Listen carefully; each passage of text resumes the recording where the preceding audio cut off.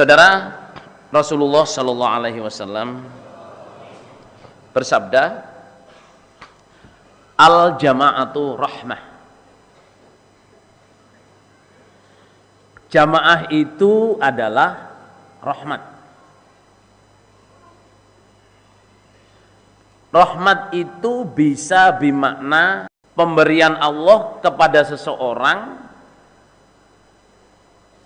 yang membuat orang itu senang beramal amalannya ahli surga. Itu salah satu definisi rahmat.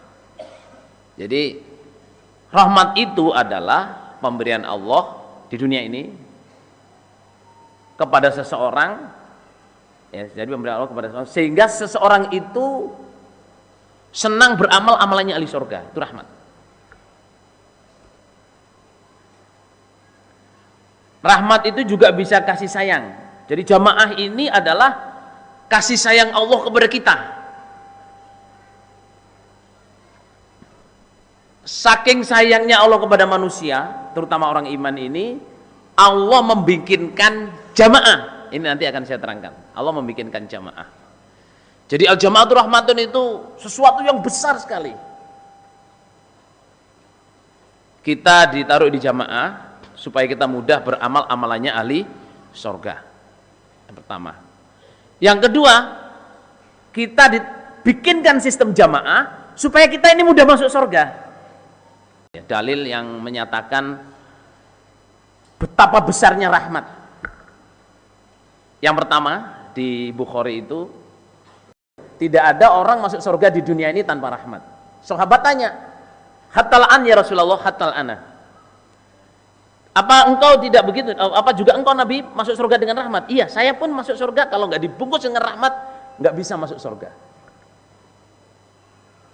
Nah, sekarang supaya kita alih terus pemahaman kita tentang rahmat ini makin kuat, saudara jamaah. Cerita di Bani Israel. Ya. Cerita di Bani Israel ini. Jadi ini dari Jabir bin Abdillah.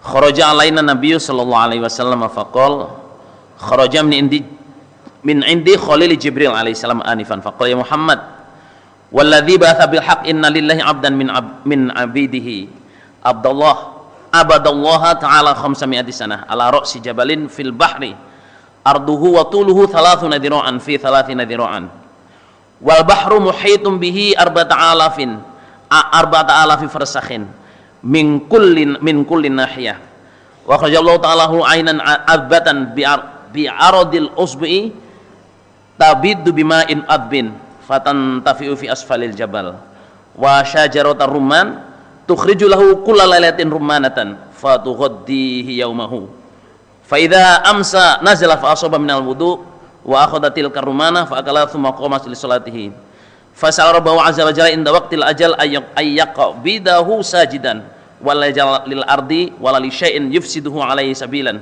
hatta ba'atha wa wasajidun qal fa fa'ala fa nahnu namuru alaihi idza habatna wa idza arajna fa najidu lahu fil ilmi annahu yub'atsu yaumal qiyamati fayukhawfu wa yadallahi azza wa jalla fayaqulu lahu rabb adkhilu 'abdil jannah bi rahmati fayaqulu rabbi bal bi amali fayaqulu rabb adkhilu 'abdil jannah bi rahmati fayaqulu ya rabb bal bi amali fayaqulu rabb adkhilu 'abdil jannata bi rahmati fayaqulu rabbi bal bi amali fayaqulu azza wa jalla lil malaikah qayisu 'abdi bi ni'mati alaihi wa bi amalihi fatujadu bi ni'matil basar qad ahatat bi ibadati 500 sanatin wa baqiyat ni'matul jasadi fadlan alaihi fayaqulu adkhilu 'abdin nar qal fayujaru ilan nari fayunadi rabbi bi rahmatika adkhilil jannah fayaqulu rudduhu fayuqafu baina yaday fayaqulu ya abdi man khalaqaka wa lam taku syai'an fayaqulu anta ya rabb fayaqulu kana dzalika min kibalika bi rahmati fayaqulu bi rahmatik fayaqulu man qawwaka li ibadati 500 amin fayaqulu anta ya rabb fayaqulu man anzalak fi jabalin wasatal lujjah wa akhrajalakal mal adba minal ma'il malih wa akhrajalaka kullalaitin rummanatan wa innama takhruju marratan fis sanah wa sa'altani alla aqbiduka sajidan fa fa'altu dzalika bika fayaqulu anta ya rabb, faqala Allah fadzalika bi rahmati wa bi rahmati udkhil jannah, adkhilu 'abdil jannah fa ni'mal 'abdu kunta ya 'abdi fayudkhilullahu jannah. Qala Jibril alaihi salam innamal asya'u bi rahmatillahi ta'ala ya Muhammad. Gini ceritanya, saya ingin mengajak bapak dan ibu-ibu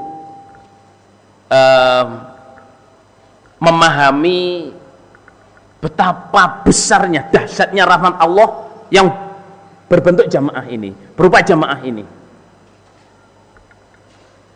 Jadi zaman Bani Israel, ini Nabi yang cerita dari Jabir bin Abdullah, zaman Bani Israel itu ada orang nyembah kepada Allah 500 tahun ibadah tok, siang puasa, malam sholat, nggak pernah maksiat sekejap mata pun. 500 tahun, berarti usianya lebih dari 500.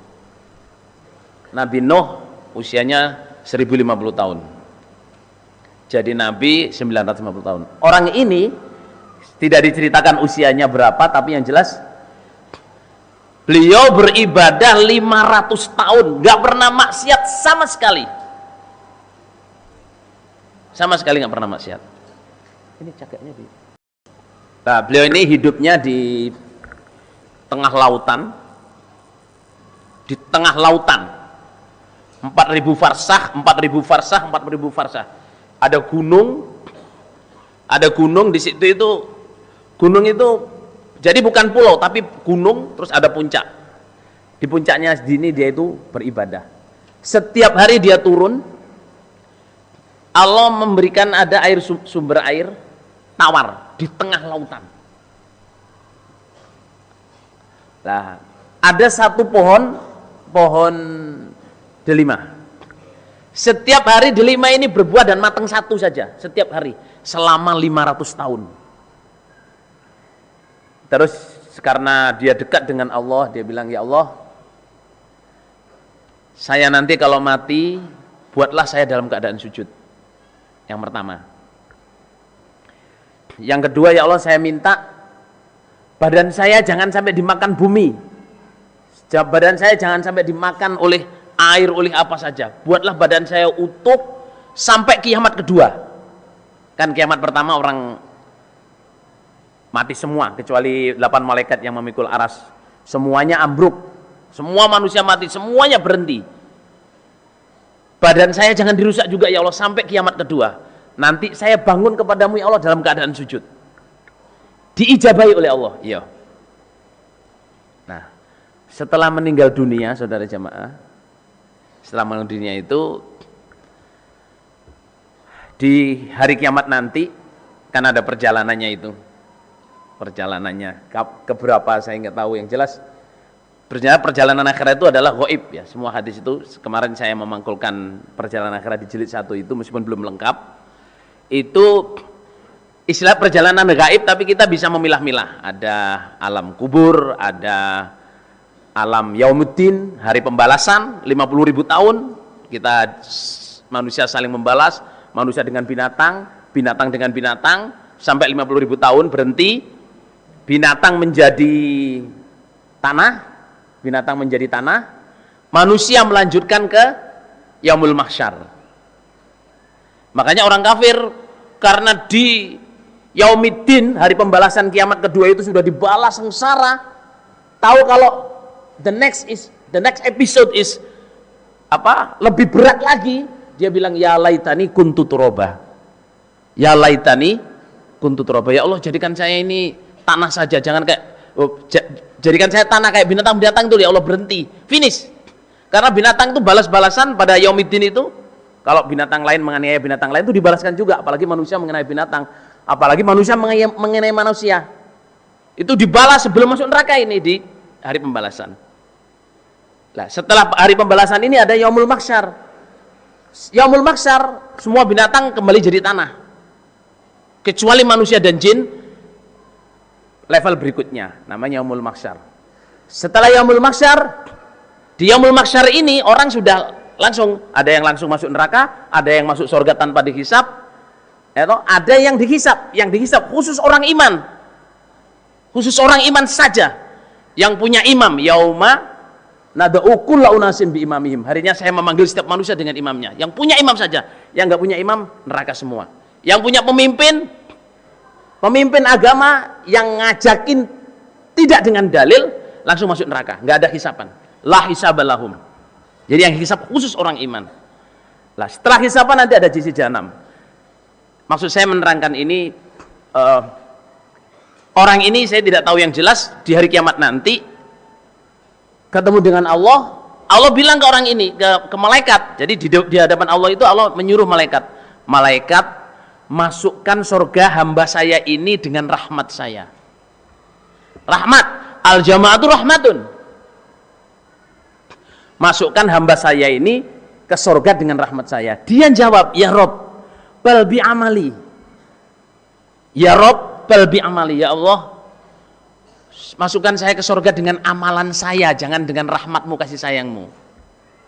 Allah tetap bilang ke malaikat, adkhilu abdil jannah atau adkhiluhul jannah birahmati. Gini, lebono swarga ambek rahmatku. Ya Rob, bal bi amali, dengan amalan saya. Sampai 3 kali. Terus Allah bilang gini, wes ping telu ya awak menjaluk. Kamu minta 3 kali masuk surga dengan apa? Amalan. Terus Allah bilang ke malaikat, timbanglah nikmat saya maksudnya, timbanglah nikmat saya Allah yang saya berikan kepada orang ini selama hidupnya dengan ibadahnya yang 500 tahun itu. Timbang. Ya, dilihat ya. Ditimbang. Ini katakan nikmat Allah. Ya, nikmat Allah. Ini sorry. Timbanglah nikmat Allah dengan amalan dia. Ya, amalan. Jadi ini amalannya 500 tahun. Ini nikmat Allah. Oke. Amalan 500 tahun ini saudara jamaah itu dengan nikmat Allah itu gini. Maksudnya ibadah 500 tahun ini dengan nikmat Allah itu enggak ada apa-apanya. Enggak bergerak sama sekali. Piye maksudnya ini, Mas Lur? Ulangi lagi. Dia ibadah 500 tahun, ya. Ibadahnya 500 tahun ini dengan nikmat Allah yang ada di badannya. Selama 500 tahun. Oke, karena nikmat Allah biasanya kalau timbangan nggak bisa gini kan harus dikurangin. Jadi mulai sekujur tubuh, ujung rambut sampai ujung kaki itu oleh Allah dicabutin satu-satu. Wes, lihat kamu kan amalanmu itu enteng, ringan. Nikmat saya di badan kamu itu sampai segini, dicabut satu-satu. Cabut nikmatnya kaki, masih nggak bergerak. Nikmatnya apa? Nikmatnya kulit, nikmatnya tangan, nikmatnya apa? Semua, nikmatnya lidah, nikmatnya mata terakhir, nikmatnya telinga, nikmatnya rambut, dicabutin itu masih gini saudara. Masih amalan tuh masih nggak ada apa-apanya 500 tahun ini. Nikmat Allah sampai terakhir itu tinggal 2 matanya saja. 2 matanya itu terus baru bergerak gini. Tapi belum bisa ngangeti. Apa ngangeti nih, Lur?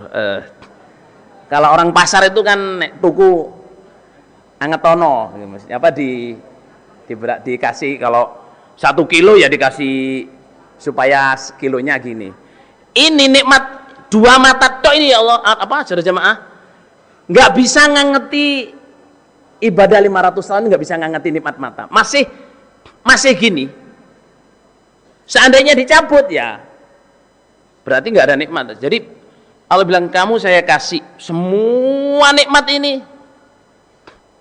Coba, nikmat ibadahmu 500 tahun belum bisa membeli nikmat 2 mata yang saya kasihkan ke kamu. Apalagi kaki, rambut, kepala, lidah, semuanya. Terus Allah bilang gini, udah malaikat buang orang ini ke neraka. Diseret ke neraka saudara jamaah itu dia bengok, namanya orang soleh. Ya Rob, Birahmatika adkhilnil jannah. Birahmatika adkhilnil jannah. Dengan rahmatmu masukkan saya ke surga. Dengan rahmatmu masukkan saya ke surga. Oleh Allah dipanggil, fanudia. Orang itu harus dipanggil lagi. Sini, balik. Ditaruh di depan Allah. Terus ditanya, kamu asalnya tidak ada, menjadi ada. Siapa yang bikin? Sinten yang bikin? Engkau ya Allah. Kamu, saya buat, kamu bisa beribadah 500 tahun, gak pernah maksiat. Siapa yang memberi ke kamu kekuatan bisa ibadah 500 tahun itu? Siapa yang bisa memberi? Ya, engkau ya Allah. Jadi bilang, ini sebab mau kamu, apa sebab kehendak saya? Ya, sebab kehendak engkau ya Allah. Di tengah lautan air asin, saya tumbuhkan, saya munculkan air. Keluar dari pulau itu, keluar air tawar. Bisa kamu minum 500 tahun. Itu bikinanmu apa rahmatku? Enggak, rahmat engkau ya Allah. Buah delima ini hanya berbuah setahun sekali, enggak setiap tahun. Saya kasih kamu delima setiap hari. Satu delima berbuah, satu delima selama 500 tahun. Yang bikin siapa? Ya engkau ya Allah.